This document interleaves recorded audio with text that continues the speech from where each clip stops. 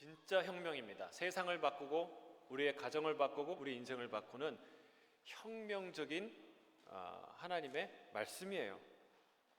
이걸 안 해서 우리의 인생과 가정과 사회가 혼란과 고통을 경험하는 것이고, 이걸 지키게 되면 우리에게 이미 주어진 자유와 행복을 누릴 수 있고 더 풍성히 누릴 수 있다는 사실이에요. 믿으십니까? 그 놀라운 비밀이 10계명 안에 있어요. 저는 이 10계명을 하나하나 우리가 다시 생각하고 선포하고 붙들면서 이 내면의 진정한 영적 혁명이, 우리의 가정과 이 사회의 혁명이 시작되고 일어나는 놀라운 역사가 있기를 주의 이름으로 축복합니다. 자, 제1계명은 우리 인생의 근원적인 기초에 대한 문제예요. 그럼 기초가 얼마나 중요합니까? 사업을 해도 공부를 해도 뭐를 해도 기초가 없으면 응용할 수 없고 성장할 수 없고 그리고 도약할 수 없습니다. 기초가 흔들리면 엄청난 재앙이 닥쳐옵니다. 지진이 무서운 이유가 뭔가요? 지진이 무서운 이유는 기초가 흔들린다는 거예요. 땅이 흔들리면 피할 데가 없어요. 내가 두 발 딛고 있는 땅이 흔들릴 때처럼 큰 공포감을 느낄 때가 없어요. 그럼 지진 한번 경험해 보셨나요? 저는 몇 번 일본에 있을 때 큰 건 아니지만 그래도 건물과 땅이 흔들리는 것을 경험했어요. 여러분, 2010년에 IT라는 곳에 40여 초 땅이 흔들렸어요. 물론 그 이후에 몇 번의 여진이 더 있었지만 최초의 지진이 7.0의 지진이 일어났는데, 그 IT 지진으로 몇 명이 죽은 줄 아세요? 22명만 죽어도 큰 사회적 이슈인데요, 22만 명이 죽었습니다. 30만 명 이상이 다쳤어요. 완전히 초토화됐어요. 아직도 IT는 지금 정말 그 지진의 피해에서 일어서지 못하고 있어요. 여러분, 기초가 흔들리는 건 무서워요. 그만큼 기초는 중요해요. 성경은 하나님이 우리의 기초시다, 우리 인생의 반석이시다라고 선언하고 있다는 사실입니다. 이 1계명은 다른 모든 계명 중에 하나가 아니라 다른 모든 계명의 토대가 되는, 기초가 되는 아주 중요한 말씀이에요. 저는 저와 여러분이 하나님이라는 유일한 반석, 예수 그리스도라는 영원한 기초 위에 세워지는 인생이 되길 주의 이름 축복합니다. 그래서 여러분, 기초를 점검해 보세요. 나는 어디 위에 서 있는가? 내 인생의 기초는 무엇인가? 자, 1절 다시 한번 읽겠습니다. 1절 시작. 하나님이 이 모든 말씀으로 말씀하여 이르시되. 자, 누가 말씀하시나요? 이게 중요해요. 누가 말씀하십니까? 하나님이 말씀하세요. 법은 누가 만드냐, 누가 공포하느냐, 누가 집행하느냐가 중요하죠. 여러분, 이 모든 말씀은 누구의 말씀인가요? 하나님의 말씀이에요. 이 모든 말씀이 하나님의 말씀, 하나님께서 하신 말씀이에요. 그래서 우리가 말씀을 연구하는 것은 말씀의 내용이 탁월해서 뭐 들을 게 있어서 연구할 게 있어서 연구하는 게 아닙니다. 물론 하나님의 말씀은 이 10계명 안에는 우리가 알지 못하는 심오하고 위대한 진리와 지혜가 그 안에 담겨 있죠. 비밀들이 있죠. 그러나 새로운 이론을 듣듯이, 새로운 학설을 듣듯이 그것 새로운 얘기를 듣기 위해서 이 말씀을 듣는 게 아니라는 거예요. 이 말씀 우리가 왜 듣냐? 창조하신 하나님, 우리를 창조하신 그 하나님이 하신 말씀이기 때문에 이 말씀을 듣는 거라는 사실이에요. 여러분, 이스라엘이 위대해서 하나님이 선택하셨습니까? 아니요. 하나님이 선택하셔서 위대해진 거예요. 여러분, 이스라엘 땅 가보세요. 삼천리 반도 금수강산, 우리나라가 얼마나 아름다운지 알게 돼요. 계곡이 있고 푸른 계곡이 있고 봄, 여름, 가을, 겨울이 있고. 여러분, 이스라엘에 가면 볼 게 하나도 없어요. 성지라고 그러니까 여기 예수님이 계셨다고 지나가셨다고 하니까 이게 사람들이 모여서 기도도 하고 관광하러 오지 볼 거 없어요. 여러분, 이스라엘이 왜 위대합니까? 하나님이 선택하셔서 위대한 거예요. 여러분, 이 말들이 이 말 자체가 내용이 탁월하지만 탁월해서 말씀이 아니라 하나님이 하신 말씀이기 때문에 탁월한 거예요. 여러분, 이것을 우리가 기억해야 돼요. 우리가 암송하고 선포한 시편 19편의 말씀은 뭐라고 얘기합니까? 날은 날에게 말하고 밤은 밤에게 지식을 전하니 소리도 없고, 아니 뭐죠? 언어도 없고 말씀도 없으며 들리는 소리도 없으나 그의 소리는 온 땅에 통하고 그의 말씀은 땅 끝까지 이르도다. 여러분, 이게 말씀의 권위예요. 하나님의 말씀의 권위예요. 여러분, 듣는 사람 안 듣는 사람 있는 것 같은데, 뭐 무시하는 사람 대적하는 사람 있는 것 같은데, 여러분, 하나님의 이 말씀은 태양이, 햇볕이, 여러분 소리도 없고 말도 없고 보이는 게 없지만 그러나 모든 영혼 모든 장소에 다 미치듯이 하나님의 말씀은 온 땅에 통하고 세상 끝까지 이르는 것이 하나님의 말씀이에요. 내가 소중히 여긴다고 소중해지는 게 아니라 하나님 말씀 원래 위대하고 소중해요. 왜? 창조주 하나님의 말씀이기 때문에 그렇습니다.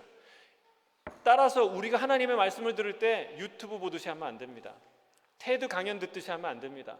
세바시 듣듯이 내가 들어보고 감동이 오고 그리고 마음이 변하면 내가 뭔가 하겠다. 여러분, 이런 태도는 말씀에 대한 온당한 태도가 아니라는 거예요. 설교는 시원치 않다 말할 수 있어요. 이 목사 저 목사 설교는 좀 시원치 않다, 좋다, 이런 평가할 수 있어요. 그러나 하나님의 말씀은 그렇게 들어서는 안 된다는 거예요. 온 세상에 준엄하게 선포된 하나님의 말씀이라는 사실을 우리가 명확히 깨닫고 들어야 합니다. 출애굽기에는 뭇 백성들이 우레와 번개와 나팔소리와 산의 연기 가운데 그걸 보면서 하나님의 이 십계명의 말씀을 들었다고 증언하고 있어요. 그들은 거룩하신 하나님 앞에서 죽을 것 같은 두려움과 경외심을 갖고 말씀을 들었어요. 여러분, 지금 그런 마음으로 말씀을 듣습니까? 죽을 것 같은 두려움으로 예배를 드리면 여러분, 우리가 어떻게 예배를 드릴까요? 이런 자세로 예배 안 드리죠.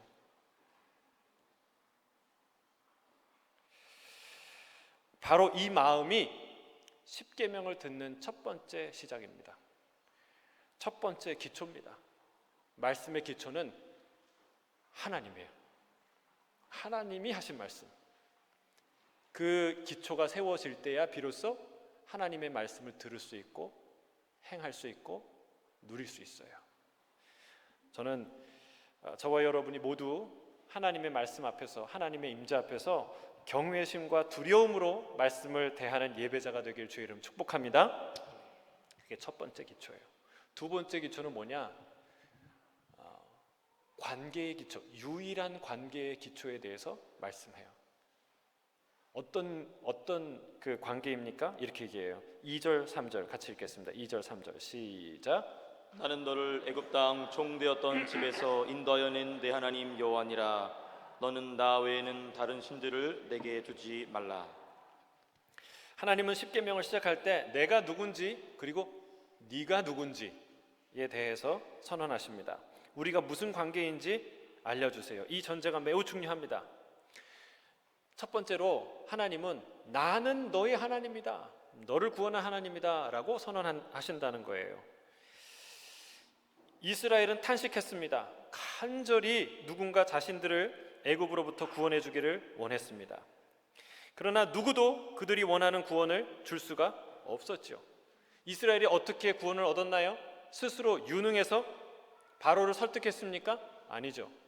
그들이 스스로 일어나서 군대를 만들고 스스로의 힘으로 애굽을 빠져나왔습니까? 아니죠. 더구나 바로는 전혀 이스라엘에게 자유를 줄 의사가 없었습니다. 어떤 나라도 그 이스라엘을 도울, 극률한 마음으로 도울 힘은 없었습니다.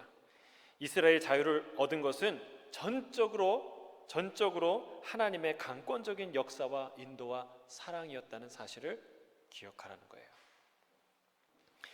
우리 대한민국도 이 억압 일제 치하에서 우리 고통을 받다가 해방, 광복을 하는 그런 기쁨을, 자유를 누렸죠. 그러나 대한민국 건국 과정에서 우리가 자유를 어떻게 얻었나요? 우리가 열심히 고군분투해서 얻었나요? 그렇지 않습니다. 어느 날 갑자기 찾아왔습니다.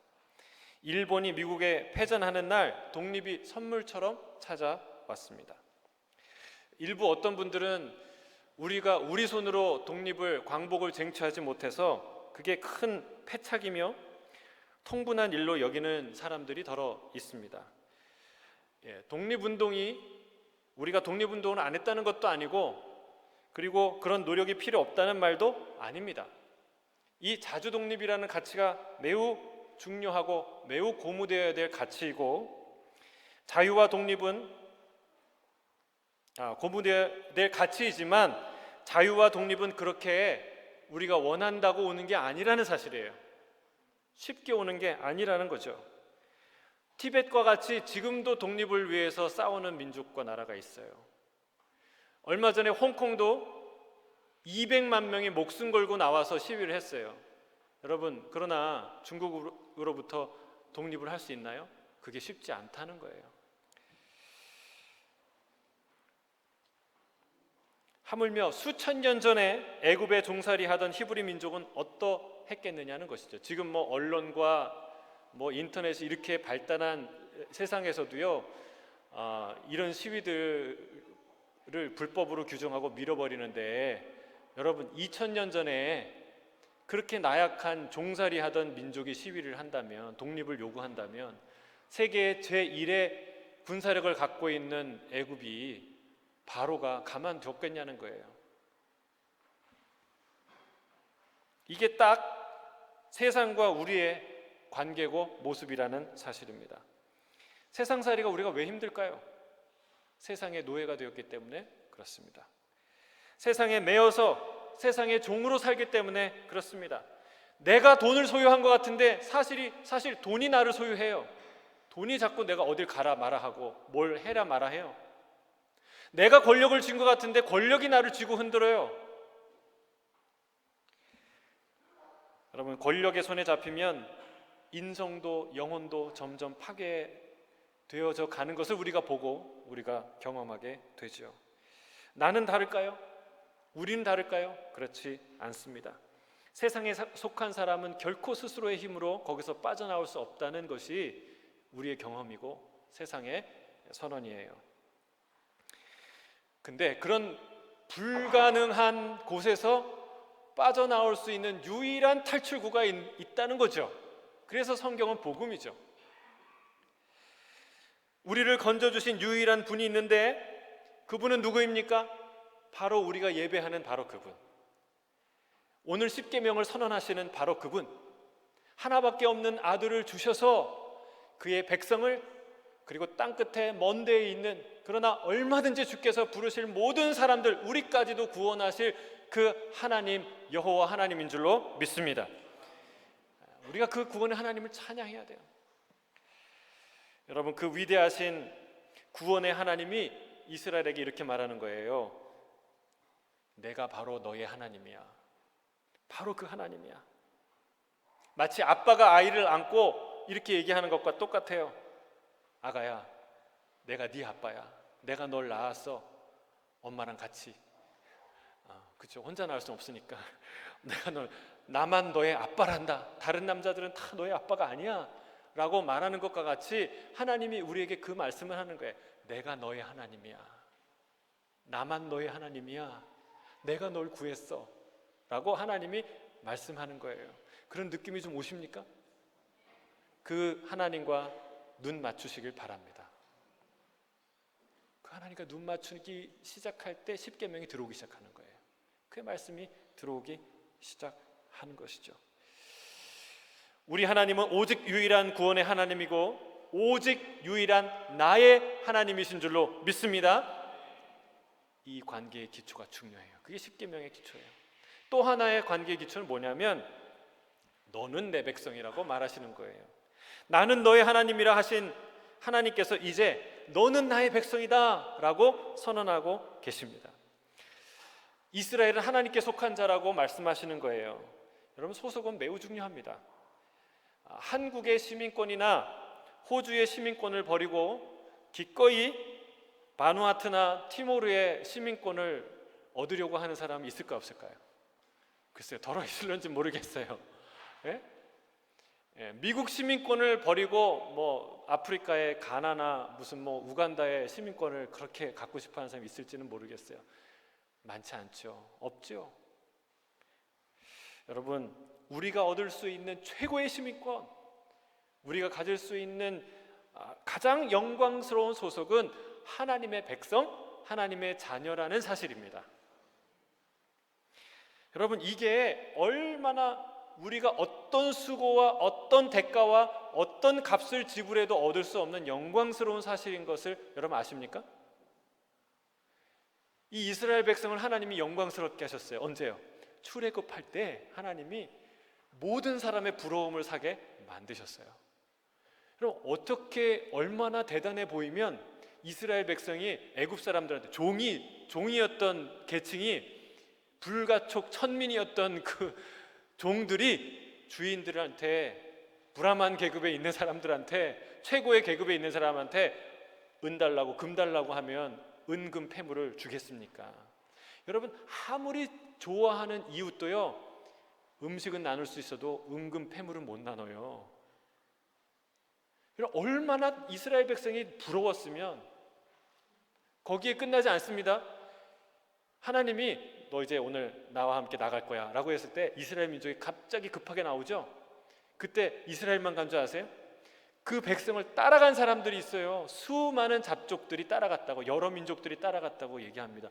여러분 호주 올 때 여러분 옆집 사람 오셨나요? 같이? 그런 거 없어요.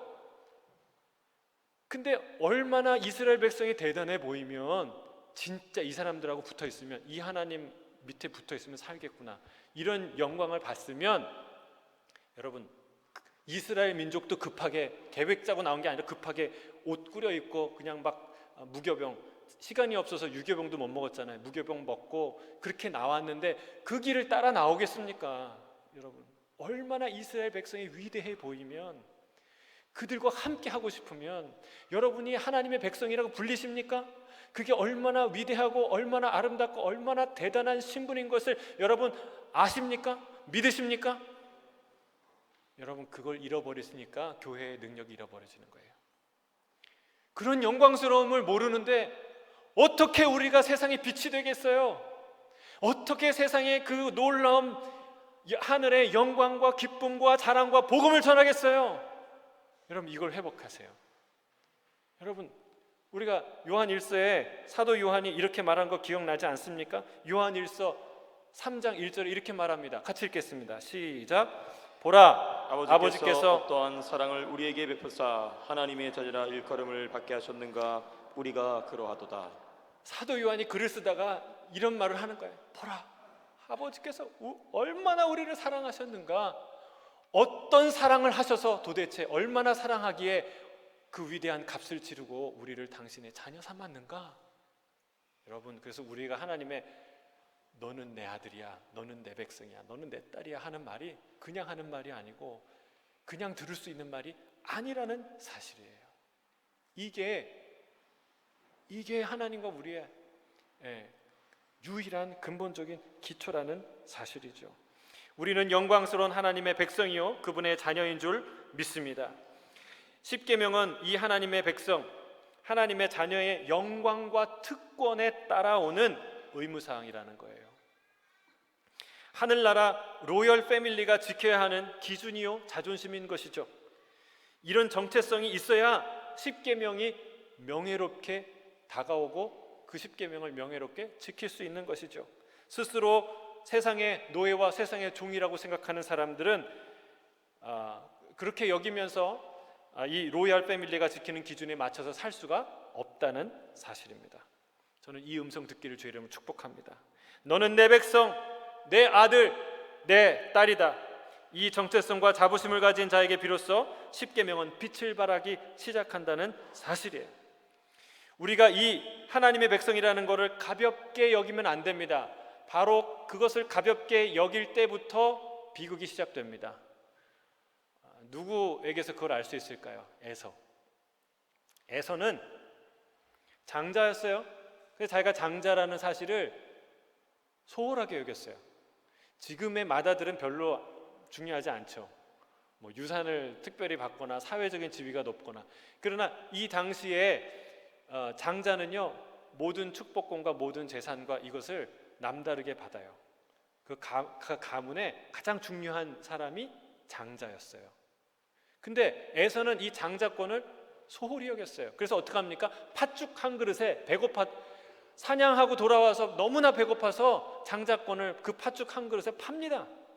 여러분, 그게 비극의 시작이에요. 그래서 그 인생이 어떻게 됩니까? 모든 장자권과 축복권을 다 뺏기고 그리고 에돔 족속으로 이제 살게 되는 것이죠. 여러분, 이렇게 귀한 하나님이 너는 내 백성이라고 말했는데 이스라엘은 스스로 이 좋은 위치를 떠나 이방신을 섬기고 그 우상에 속한 자가 되고 맙니다. 안타까운 일이죠. 하나님을 모욕한 일일 뿐만이 아니라 스스로 멸망의 길을 가는 것입니다. 그것은 필망의 길입니다. 반드시 망하고 맙니다. 하나님이 망하게 하는 것이 아니라 망하는 길이에요. 그 길로 갔기 때문에 망하는 거예요. 하나님은 반대로 그 길을 가지 못하도록 필사적으로 설득하고 막고 사람들을 보낸다는 사실을 우리가 알아야 합니다. 여러분, 우리는 하나님이 인간을 망하게 한다는 사실을 불편하게 생각해요. 하나님이, 선하신 하나님이 왜 심판하시냐? 이거는 정말 줄구장창 그 사람들이, 교회 안 다니는 사람 또는 하나님을 대적하는 많은 사람들이 던지는 질문이에요. 하나님이 왜 심판하냐? 선한 하나님이. 이 사실이 몹시 불편해요. 천국 이야기는 그런 대로 들어줘요. 뭐 대꾸는 안 하지만. 그런데 지옥 이야기를 하면 사람들이 불편해요. 꼭 한마디씩 하죠. 왜 하나님 지옥 만드셔서 그 난리를 치시냐? 제가 지난주에 그 설교 자료를 보다가 이런 글을 봤어요. 무소유라는 것으로 유명한 법정이라는 스님이 이런 말을 했다고 합니다. 그럼 잘 들어보세요. 여러분의 생각과 통하는지 아닌지. 그분이 한 말이에요. 제가 한 말이 아니고, 믿지 않는다 하여 자신의 자식이라 하는 인간들을 지옥불에 던져버리는 당신네 신들을 난 당최 이해할 수가 없다. 차라리 난 지옥에 가서 당신의 신에게 버림받은 그 억울한 영혼들을 구제하겠다. 여러분, 어떠십니까? 격하게 공감이 되십니까? 뭐 아니나 다를까 막 안티크리스찬들이 이 밑에 댓글을 달고 교회와 하나님을 조롱하는 글을 달고 난리도 아니죠.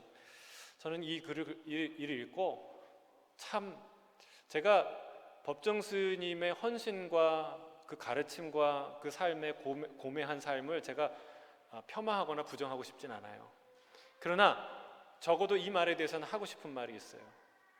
이 말은요, 분수에 맞지 않는 말입니다. 또 사실에도 부합하지 않는 말이에요. 성경을 읽어보세요. 사람과 인간의 고통을 우리와 사람보다도 더 고통스러워 하신 분이 하나님이라는 것을 명확하게 알 수 있습니다. 뭘 통해 알 수 있습니까? 십자가예요. 십자가. 죄와 상관없는 분, 우리의 질병과 고통과 상관없는 분, 우리의 사망과 우리의 아픔과 우리의 질곡된 역사와 상관없는 그분이 여러분, 우리의 고통의 근원을 해결하기 위해서 이 땅에 오셨고 우리를 위해서 십자가를 친히 지십니다. 그 모욕을 다 당하십니다.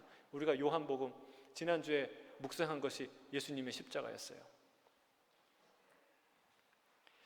주님은 죽은 나사로의 무덤 앞에서 우셨습니다. 우리는 기껏해야 내가 서운한 것 때문에 울어요. 내가 아팠던 것 때문에 울어요. 그러나 하나님은, 우리 예수님은, 우리 주님은 이 역사상 존재했던 수많은 고통스러운 죽음과 억울한 죽음과 아픈 죽음을 다 아시고 다 생생히 기억하시는 분이 하나님이에요. 그분이 우리의 죽음 앞에서 우셨어요. 우리는 나를 위해서 울지만 그분은 우리 위해서 우셨어요. 여러분, 이 법정이라는 스님은 심판은 알지만 심판의 잔을 스스로 감당하신 예수님을 모르는 거예요. 그 이야기를 덜어 들었어도 이 두 가지 사실을 연결하지 못하는 거예요. 여러분, 하나님은 우리를 버려두시는 분이 아닙니다. 하나님이 우리를 지옥에 던지는 분일까요? 아닙니다. 누가 누구를 버리는 걸까요?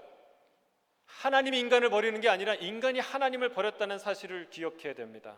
깨달아야 합니다. 하나님은 인간을 버린 적이 없습니다. 예레미야의 말대로 인간이 스스로 생명의 샘을 버리고 터질 웅덩이를 판 거예요. 많이 판 거예요. 크게 판 거예요. 그리고 생명의 샘 따위는 필요 없다 던진 것이죠.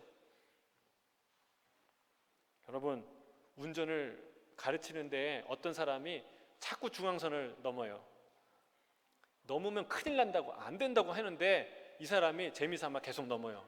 이게 스릴이고 운전의 맛이라고 자꾸 넘어요. 그게 습관이 됐어요. 여러분, 그럼 어떡합니까?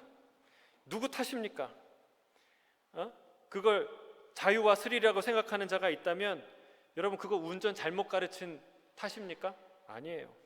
목이 아프게 가르쳐도 애타게 호소해도 그것을 멈추지 않는다면 누구의 잘못입니까? 그렇게 운전한 자의 잘못이죠. 여러분, 예언서를 보세요. 예언서의 특징이 뭔지 알아요? 했던 말 또 한 것 같고, 저기 했던 말 여기 하고, 거기 했던 말 여기 또 해요. 여러분, 왜 그래요? 왜 여러분이 읽기 힘들어요? 왜 하나님이 했던 말 또 하는 것 같아요? 여러분, 하나님이 설득하고 또 하는 거예요. 경고하고 또 하시는 거예요. 포기하지 않고 절망하지 않고 했던 말 다시 하는 거예요. 여러분, 하나님은 포기하지 않습니다. 하나님은 우리를 붙드세요. 하나님은 끝까지 그 길 가지 않도록 우리를 붙드시는 분이지, 우리를 저주하는 분, 우리를 심판하는 분, 우리를 지옥에 던져버리시는 분이 아니라는 사실을 우리가 알아야 합니다. 예언서를 꼭 읽으세요. 꼭 읽으세요. 지루하다 생각하지 말고 지루할 정도로 범죄한, 이렇게 반복적으로 범죄한 나의 죄와 인간의 죄를 생각하세요. 이 모든 지루한 얘기를 끊임없이 반복하고 끊임없이 사람을 보내고 끊임없이 설득하고 끊임없이 막아서는 하나님의 놀라운 포기하지 않는 사랑을, 위대한 사랑을 기억하세요. 그게 진실입니다. 그게 사실이에요. 시편 기자는 이렇게 말씀하십니다. 시편 100편 3절이에요. 함께 읽겠습니다. 시작. 여호와가 우리 하나님이신 줄 너희는 알지어다. 그는 우리를 지으시니요 우리는 그의 것이니 그의 백성이요 그의 기르시는 양이로다. 너희는 알아야 될 게 하나 있다는 거예요. 뭐예요? 하나님이 우리 하나님이라는 걸 꼭 알아야 된다. 여러분, 꼭 아시길 바랍니다. 꼭 아시길 바랍니다. 몰라서 말씀드리는 게 아니에요. 그래도 말씀하는 거예요. 너희는 이걸 꼭 알아야 된다. 그 하나님이 우리 하나님이다. 그가 우리를 지으신 분이다. 우리는 그분의 것이다. 그의 백성이다. 그분이 기르시는, 보살피시는, 테레오하시는 그런 양이다 라고 말하는 것이죠.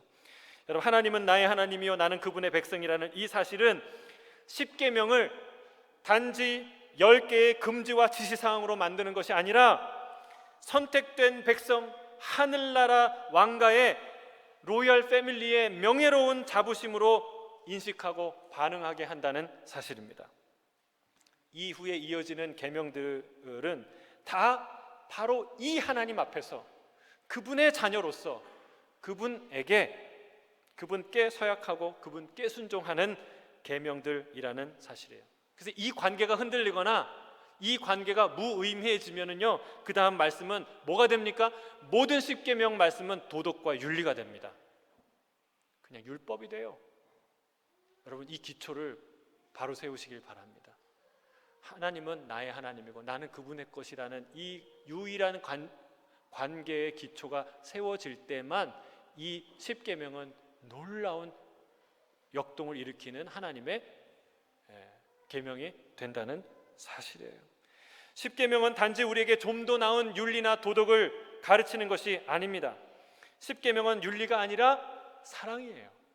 십계명은 윤리가 아니라 사랑입니다. 사랑을 윤리로 만든 자들이 율법주의자들입니다. 반대로 율법을 사랑으로 완성시키신 분이 우리 예수 그리스도예요. 할렐루야. 율법은, 십계명은 사랑이에요. 사랑. 예수님이 십계명을 하나님 사랑, 이웃 사랑으로 요약하지 않으셨습니까? 우리는 십계명을 통해 진정한 사랑을 배우게 될 줄로 믿습니다. 하나님을 사랑해요, 사랑해요, 립 서비스가 아니라는 거예요. 진짜 하나님을 사랑한다는 건 뭐냐? 이웃을 사랑해요, 립 서비스가 아니라 이웃을 사랑한다는 건 뭐냐? 이거를 십계명에서 우리가 제대로 배울 수 있다는 것이죠. 그걸 선언하는 것이 바로 이 말씀입니다. 나는 내 하나님이요 너는 내 백성이다. 이것이 하늘 시민들의 유일한 관계의 기초인 줄로 믿습니다. 자, 우리 제1계명은 뭐라고 얘기해요? 제1계명 다시 한번 우리 암송해 볼까요? 시작. 너는 나 외에 다른 신들을 내게 두지 말라. 다시 크게 시작. 너는 나 외에 다른 신들을 내게 두지 말라. 이 말은요, 신명기에 있는 쉐마 이스라엘의 말씀과 맥을 같이 합니다. 신명기 6장 4절 5절 같이 한번 암송하고 또 읽어보겠습니다. 시작. 이스라엘아 들으라. 우리 하나님 여호와는 오직 유일한 여호와이시니 너는 마음을 다하고 뜻을 다하고 힘을 다하여 내 하나님 여호와를 사랑하라. 다른 신들을 내게 두지 말라라는 말은 우리 하나님 여호와는 오직 유일한 여호와라는 말과 서로 통합니다. 같은 말이에요. 십계명 출애굽기 20장 11절 뒤에 보면요, 이런 말이 있어요. 하나님은 누구냐? 하늘과 땅과 그 가운데 모든 것을 지으신 하나님이다 라고 말합니다. 여러분, 이런 분이 또 있습니까? 또 있습니까? 있어요, 없어요? 우리 학생 여러분, 하늘과 땅과 그 가운데 모든 것을 지으신 분이 또 있어요, 없어요? 없습니다 해봐. 없습니다. 자, 다시 한번 물을게요. 하늘과 땅과 바다와 그 가운데 있는 모든 것을 지으신 분이 또 있습니까? 아멘. 아멘.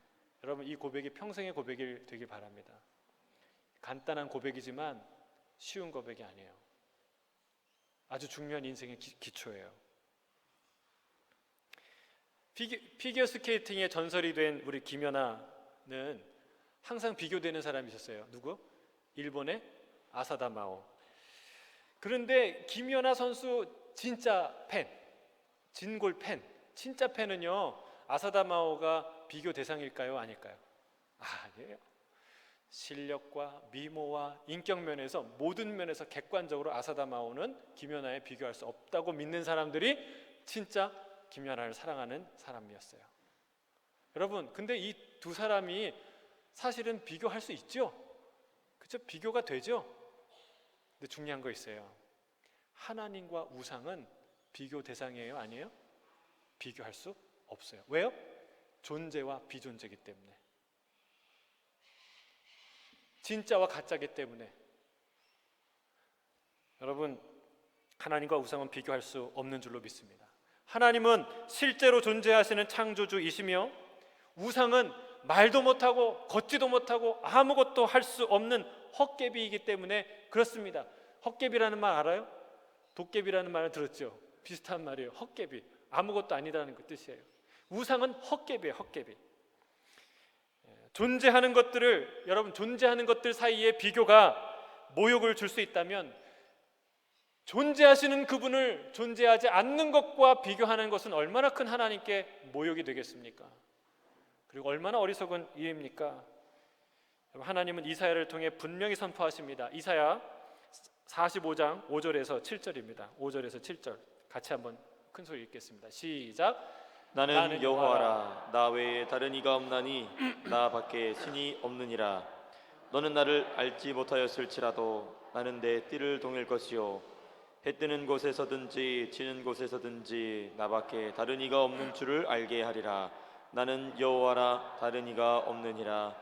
나는 빛도 짓고 어둠도 창조하며 나는 평안도 짓고 환난도 창조하나니 나는 여호와라. 이 모든 일들을 행하는 자니라 하였노라. 아멘. 빛도 짓고 어둠도 짓고 평안도 짓고 환난도 창조하는 이 모든 일을 행하는 나 여호와는 또 있어요, 없어요? 없다. 나 외에는 없다. 여러분, 없는 거 위에 인생을 세우는 사람은요 흔들릴 수밖에 없어요. IT 지진처럼 대단히 흔들리고 모든 것이 허물어지는 날을 경험하게 될 수밖에 없어요. 하나님은 유일무이한 존재이신 줄 믿습니다. 숨쉬는 사람들, 보이는 모든 것들의 근거가 되시는 분이 우리 하나님인 줄 믿습니다. 아멘이죠. 당연히 아멘이에요. 근데 우리가 교회니까 아멘을 하지, 여러분 세상 밖에 나가면 전혀 다른 얘기를 듣는 것이 현실입니다. 세상은 포스트 모더니즘, 상대주의, 다원주의, 포용주의, 여러분 이런 것을 환영합니다. 이게 환영받는 세상이에요. 세상에 절대적인 것이 어디 있냐? 라고 질문하죠. 너희들의 그런 아집과 고집과 폭력이 세상에 수많은 갈등을 만들어내지 않았느냐? 라고 질문하는 게 세상의 질문이에요. 여러분 그리스도인으로서 여러분 어떻게 답하시겠습니까? 우리 사랑하는 우리 학생 여러분, 여러분이 학교에서 혹은 대학에서 이런 질문을 받을 텐데 뭐라고 대답할 준비가 있습니까? 되어 있습니까? 여러분 자녀들에게 뭐라고 가르치십니까? 여러분은 세상에 뭐라고 대답하십니까? 세상에 절대적으로 옳은 것이 있을까요? 진리가 있냐는 거예요. 진짜 진리가 있냐? 너만 옳다는 생각이 독선이고 고집이라고 말하는 이 세상에 우리는 뭐라고 대답해야 될까요? C.S. 루이스가 순전한 기독교라는 책에서 아주 적절하고 명쾌하게 변론합니다. 아주 간단하게 얘기를 해요. 물론 이게 복잡하게 얘기하자면 한없이 복잡하고 이걸 몇 시간을 얘기해도 다 이제 끝이 없는 깊은 얘기예요. 근데 이 한 가지를 딱 얘기를 합니다. C.S. 루이스가 뭐라고 얘기합니까? 우리가 서로 밤낮 다투지 않냐? 말다툼하는 거예요. 그렇죠? 누가 옳으냐? 네가 옳으냐? 내가 옳으냐? 안 다투십니까? 어제도 다투셨죠? 오늘 아침에도 다투신 분이 계실 줄로 믿진 않아요. 알지? 여러분 우리 수시로 다퉈요. 근데 왜 다투냐는 거예요. 과연 옳은 것이 없다면 다투겠습니까? 다퉈서 무슨 소용이 있겠어요? 여러분 우리가 옳은 것 자체가 없다면 다툴 이유도 없고 다툴 수도 없다는 거예요. 그렇죠? 옳은 것이 있기 때문에 다투는 것이고 누가 옳으냐를 구별하기 위해 다투는 거예요. 그러니까 여러분 옳은 것은 절대적으로 옳은 것은 있어요 없어요? 있어요. 있기 때문에 우리가 다투는 것이죠. 여러분 이 상대주의가 말은 그럴싸한데 이 논리적 모순을 갖고 있어요. 너도 옳고 나도 옳고 다 옳다. 이런 상대주의가 대단히 관용적이고 좋아 보여요. 그러나 절대 관용적이지 않다는 사실을 알아야 돼요. 이 상대주의의 논리적 모순은 이 상대주의 자체가 절대적 권위를 갖게 된다는 사실이에요. 이 절대주의, 모더니티를 깨트리기 위해서 이 포스트 모더니즘이 이 상대주의의 논리를 갖고 왔는데 상대주의 사상이 절대적인 가치와 권위를 갖지 않으면 그 자체가 무력하기 때문에 그래서 상대주의가 절대적 권위를 갖게 되는 이 모순을 안게 된다는 거예요. 상대주의는 서로가 다양성을 똑같이 인정하자는 말인데 정작 자신의 주장과 반대되는, 예를 들어서 하나님이 살아계시다, 하나님이 유일한 분이시다라고 말하는 그 이야기를 하면 그 입을 강제로 틀어막아요. 여러분 동성애에 관련돼서 이런 현상이 정확하게 드러납니다. 동성애가 어느 정도로 사회에 수용되는 분위기가 되니까 이제는 동성애 반대하는 이야기는 하지 말라는 거예요. 혐오 발언이라고 얘기하는 거예요. 혐오 발언이라는 낙인을 찍어서 입에도 올리지 못하게 만듭니다.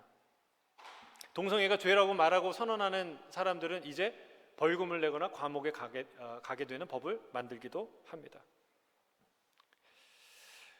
동성애자들의 이름을 공개하는 것도 아니고 그들에게 수치를 주자는 것도 아니고 그들에게 모욕을 주자는 것도 아니에요. 우리가 동성애에 반대하는 신학적인 이유, 이것이 위험한 이유에 대해서 말하는 것이죠. 그러나 그 자체를 혐오주의자라고 말합니다. 여러분, 여러분이 흡연이 몸에 안 좋다고 말하면 흡연주의자에 대한 혐오주의자입니까? 애연주의자를 혐오하는 혐오주의자입니까? 그럴 수 없죠. 여러분, 제가 말하는 논점은 뭐냐면 이런 일들이 왜 도대체 일어나냐는 거예요. 왜 이런 현상이 일어나냐는 거예요.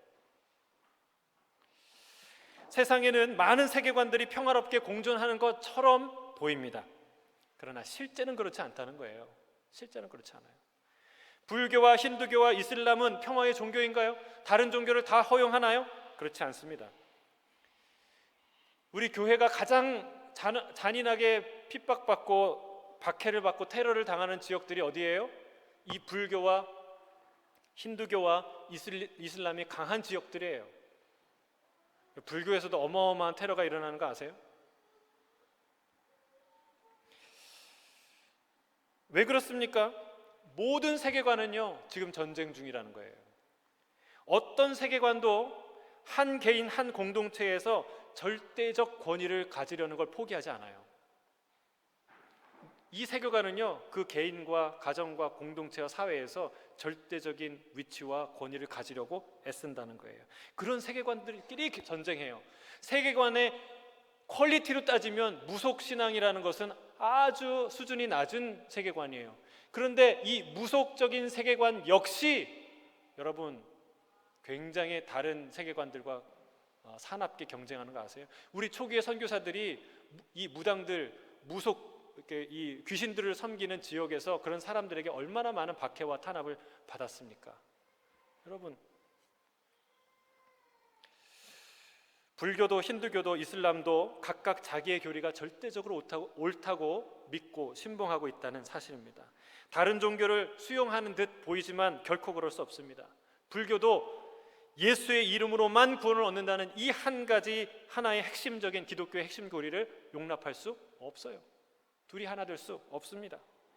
진리란 여러분 잘 기억하세요. 학생 여러분 잘 기억하세요. 진리란 원래 배타적인 속성을 갖고 있어요. 이해하십니까? 배타적인 속성? 배타적이다. 너도 진리고 나도 진리고 우리 모두가 진리다라는 진리가 있어요, 없어요? 그건 진리가 아니에요. 그렇게 진리일 수 없습니다. 여러분, 나는 모든 이의 목사가 아니에요, 그렇죠? 우리 예수 따라가는 교회 목사예요.